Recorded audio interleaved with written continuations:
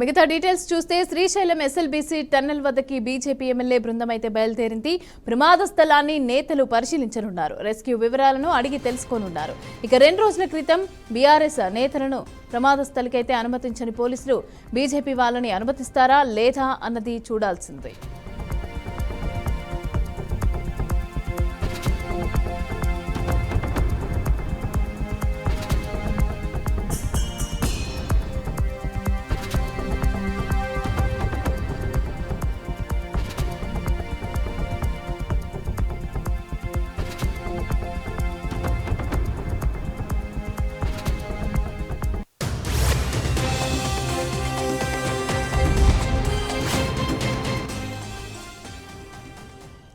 కాగా ఘోర ప్రమాదంలో 8 మంది సజీవ సమాధి ఎక్కారు. మృతుల్లో 6 కార్మికులు, 2 ఇంజనీర్లు ఉన్నారు.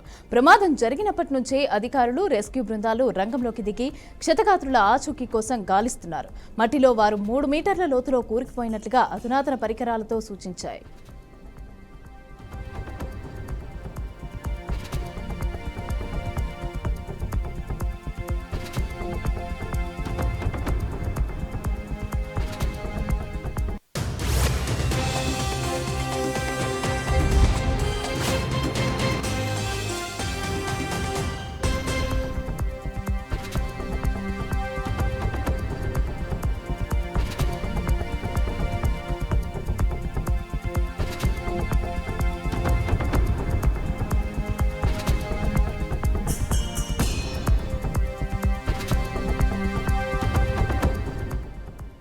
గ్రౌండ్ పెనిట్రేటింగ్ రాడార్ మిషన్ ద్వారా మట్టిలో కూరుకుపోయిన 5 మృతదేహాలు గుర్తించారు. ఈ 5 మృతదేహాలను వెలికి తీయడానికి మరింత సమయం పడుతుందని, కొన్ని మీటర్ల లోతు వరకు మట్టిలో మృతదేహాలు కూరుకుపోయినట్లుగా తెలుస్తోంది. మిగతా 3 మృతదేహాల కోసం కొనసాగుతున్నట్టు తెలుస్తోంది. ఇక వివరాలైతే ఇంకా తెలియలేదు.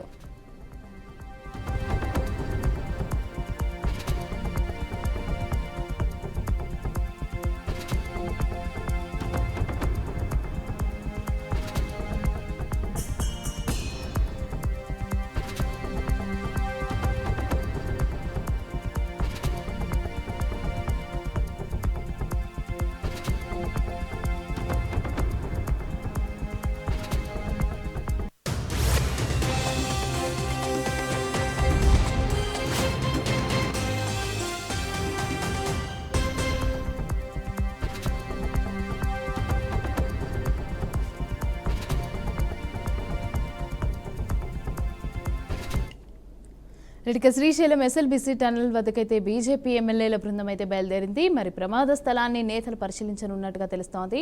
అయితే దీనికి సంబంధించి పూర్తి అప్డేట్స్ మా ప్రతినిధి తేజ అందిస్తారు. తేజ, చెప్పండి, బీజేపీ నేతలైతే టన్నెల్ వద్దకి అక్కడ రెస్క్యూ ఆపరేషన్ గురించి అయితే తెలుసుకోవడానికి వెళ్తున్నట్టుగా తెలుస్తోంది. మరి బీఆర్ఎస్ వాళ్ళని అనుమతించలేదు, మరి వీళ్ళని అనుమతిస్తారా లేదా పోలీసులు? అక్కడ సిచ్యువేషన్ ఏంటి?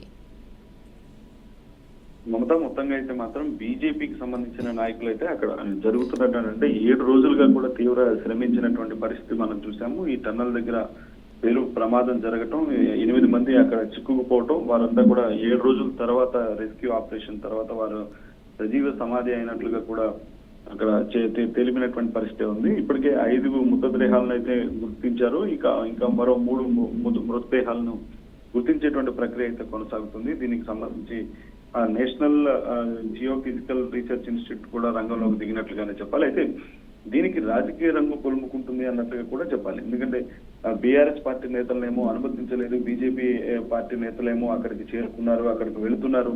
అక్కడికి పరామర్శించి ఏ విధంగా రెస్క్యూ ఆపరేషన్ జరిగింది, ఏ విధంగా మృతదేహాలను వెలికి తీస్తున్నారు అనేటువంటి అంశాలపైన మాత్రం కొంత రాజకీయ రంగు పులుముకున్న పరిస్థితులు ఉన్నాయి. అయితే సామాజికంగా సామాన్యులు మాత్రం ఈ విధమైనటువంటి పరిస్థితులు ఏంటి, ఇక్కడ పార్టీలకు అతీతంగా అందరూ కూడా వారికి సంబంధించినటువంటి, అంటే ఇప్పటికే 6 కార్మికులు ఉన్నారు, అందులోనే 2 ఇంజనీర్లు ఉంటారు. వీరంతా కూడా ఇతర రాష్ట్రాలకు చెందినటువంటి వారే. అట్లాంటప్పుడు వారి కుటుంబాలకు అండగా నిలవాల్సింది పోయి ఈ విధమైనటువంటి రాజకీయం కరెక్ట్ కాదు అనేటువంటి స్థాయిలో కూడా అక్కడ కొన్ని కామెంట్స్ అయితే వినిపిస్తున్నాయి. మొత్తంగా బీజేపీ నాయకులు అయితే పరామర్శకు బయలుదేరారు. మొత్తంగా రెస్క్యూ అక్కడ ఉన్నటువంటి ఉస్మానియాకు సంబంధించినటువంటి వైద్య బృందం కూడా ఇప్పటికే టన్నల్ దగ్గరికి చేరుకుంది. అక్కడ మృతదేహాలను వెలికి తీసిన తర్వాత వాటిని పోస్ట్ మార్టం అనంతరం వారందరినీ కూడా ఆ మృతదేహాలను వారి కుటుంబ సభ్యులకు అప్పచెప్తారనేటువంటి పరిస్థితిగానే మనం చెప్పాలి. మమత. రైట్ తేజ, అదేవిధంగా అక్కడ రైట్, థ్యాంక్ యూ తేజ.